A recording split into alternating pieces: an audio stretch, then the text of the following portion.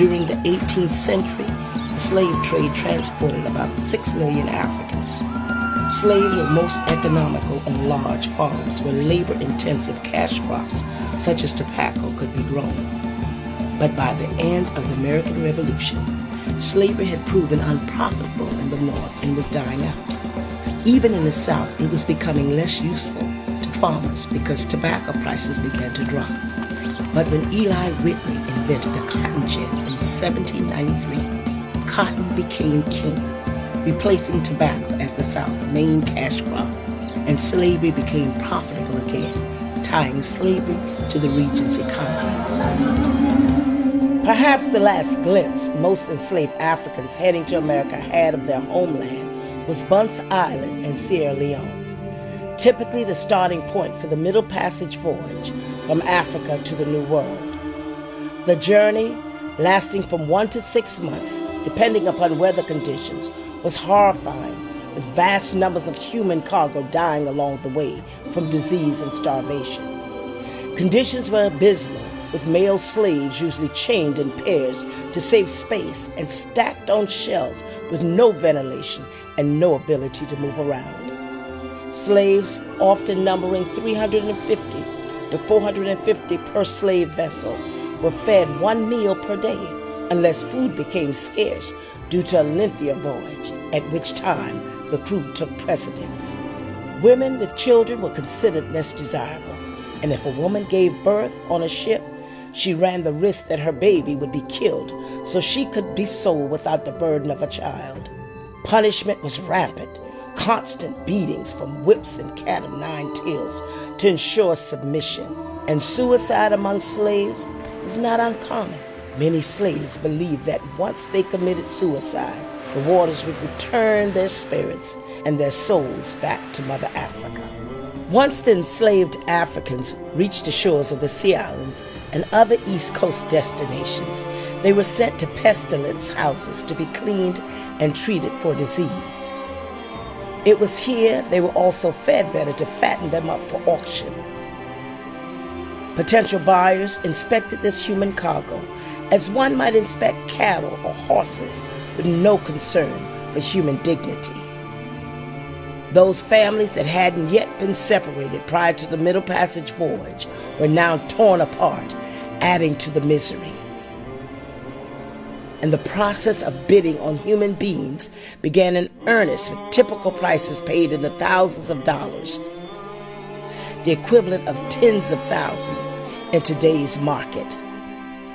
But this value for human cargo was a fraction of what the slaveholder would make from the crops tended by the slaves: cotton, indigo, and rice.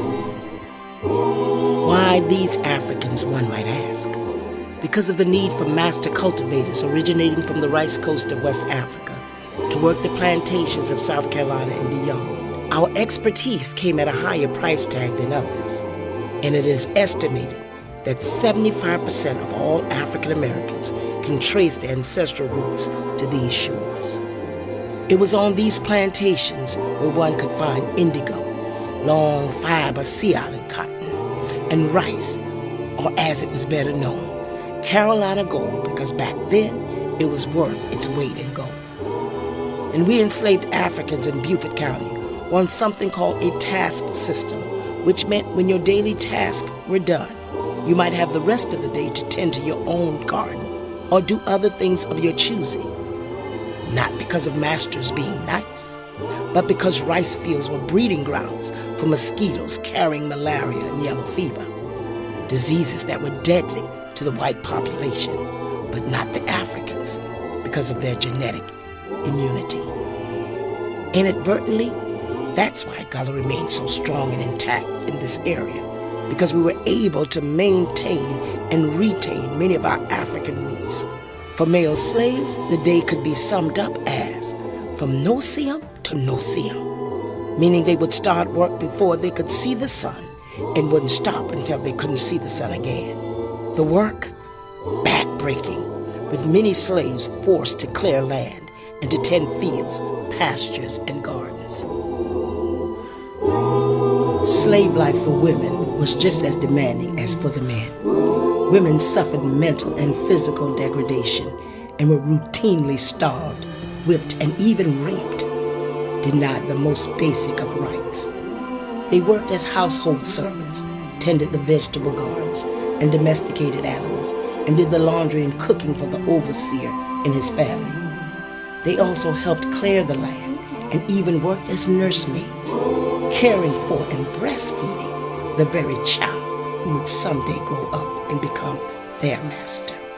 Though history significantly documents the very vocal abolitionist movement of the late 18th and the early 19th centuries, what is lesser known is how enslaved Africans resisted their enslavement.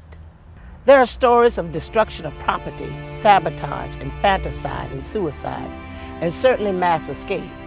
But unlike more famous slave rebellions, such as John Brown's raid on Harper's Ferry, the Stoner Rebellion right here in Charleston, and Gabriel's Rebellion, though no Southern insurrection was ever successful, the stories that came out of the South were the inspiration for a heated and constant dialogue, which ultimately did force a change to this repellent practice and the eventual passing many years later of the 13th Amendment abolishing slavery.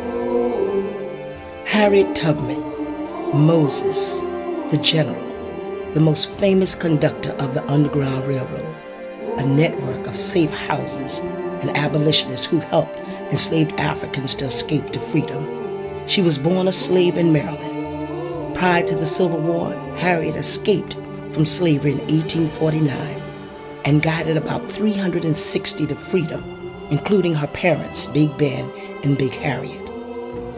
At the request of her friend and abolitionist, Colonel Montgomery, a Union officer and commander of the troops on the Sea Islands of Beaufort County, South Carolina, she made her way down from St. Catherine's Parish in Canada to Hilton Head Island and began working for the Union Army as a spy. Slipping on to the slave plantations in Colleton County, the county just north of Beaufort on the shores of the Combahee River. After gathering information from this Confederate stronghold on the morning of June 2nd, 1863, she safely guided 3 Union vessels through the landmines of the Combahee River.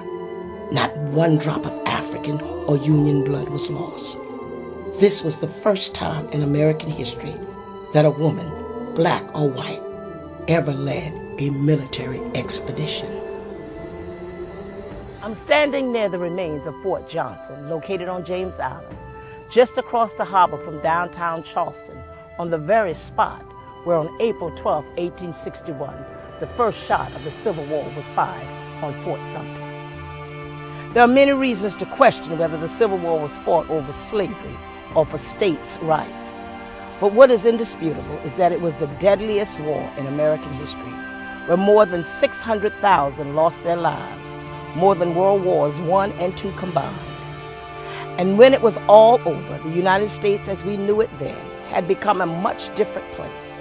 For enslaved Africans, certainly one of the most significant outcomes was the Emancipation Proclamation and the almost unthinkable concept of freedom. The Emancipation Proclamation was written by President Abraham Lincoln. Its first public reading was in Beaufort, South Carolina on January 1st, 1863. It proclaimed the freedom of slaves in the 10 states still in rebellion, thus applying to 3 million of the 4 million enslaved in the United States at that time. The proclamation also mandated suitable freed slaves could join the United States Armed Forces and be paid for their service. And forever free. My country, 'tis of thee, sweet land of liberty.